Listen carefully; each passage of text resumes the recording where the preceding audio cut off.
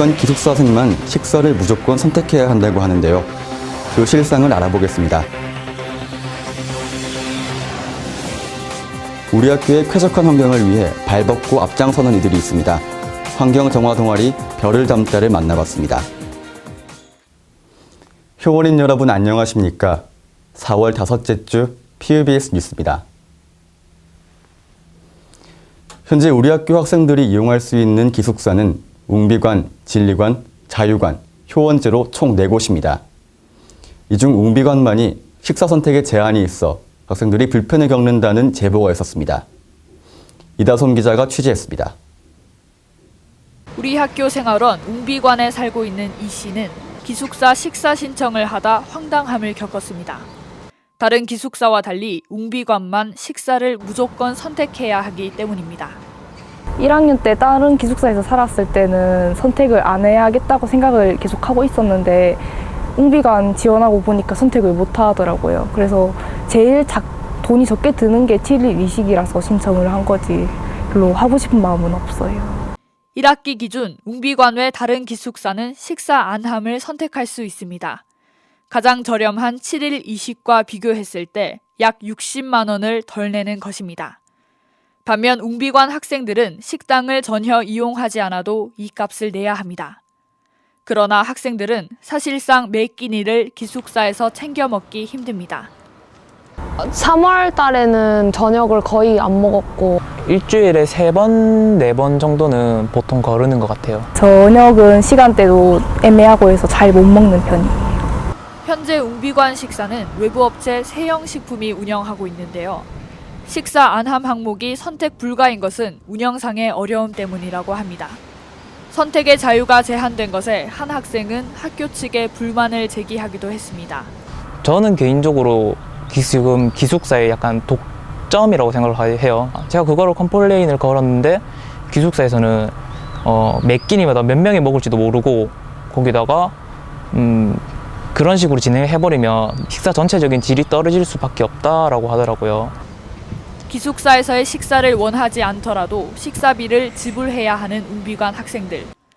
학교는 학생들의 부담을 덜어줘야 할 겁니다. PUBS 이다솜입니다. 캠퍼스에 무단으로 버려진 쓰레기들을 아무런 대가 없이 봉사의 마음으로 수거하는 이들이 있습니다. 바로 우리 학교 환경정화 동아리 별을 담다인데요. 이 숨은 영웅들을 김명건 기자가 만나고 왔습니다. 길바닥에 아무렇게나 버려진 쓰레기들. 캠퍼스를 거니는 우리의 얼굴을 찌푸리게 하는 모습입니다.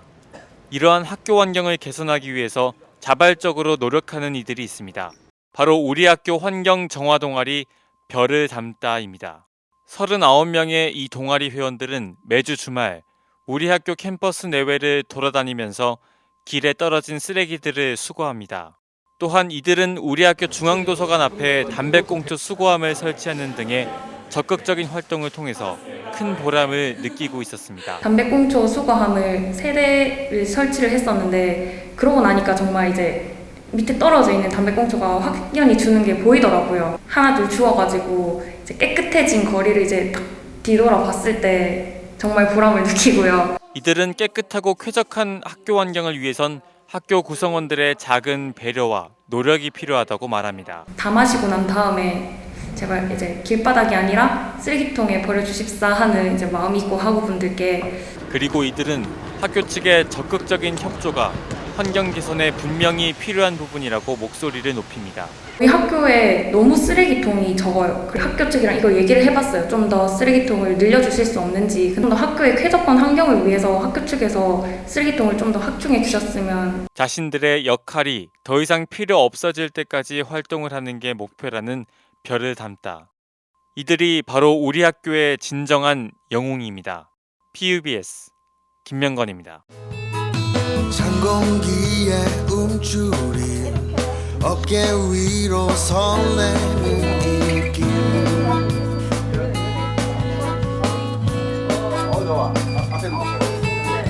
하나 둘 모여드는 잠이 덜 깬 지친 눈빛들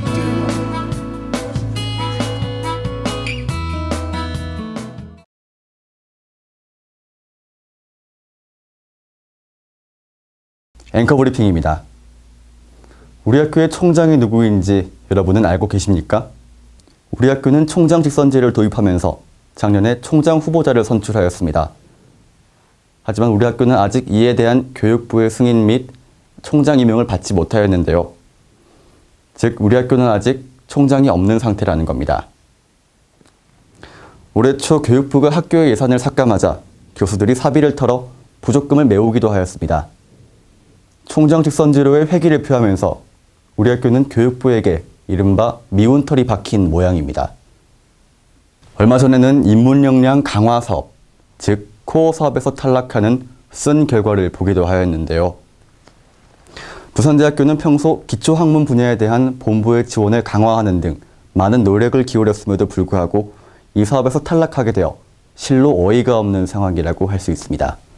CK1 사업 예산 지급 보류에 이은 코어 산업 탈락. 대학의 자율성을 돈의 힘으로 얼마나 침해하려는 걸까요? 대한민국 헌법 제31조 4항.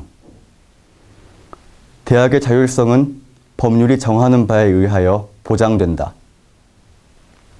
앵커 브리핑이었습니다. 부산대학교 생활원에서 비원생 식사 신청 제도를 실시합니다. 우리 학교에서 부마 항쟁을 주도했던 주동자가 37년 만에 무죄를 선고받았습니다. 우리 학교가 소프트웨어 중심 대학의 신규 대학으로 선정되었습니다. 2016년 학예 해외 도전과 체험 참가팀을 모집합니다. 곧 가정의 달 5월입니다. 옆을 지켜주는 가족에 대한 감사의 마음을 표현해보는 건 어떨까요? 이상 PUBS 뉴스를 마칩니다. 시청해주신 여러분 고맙습니다.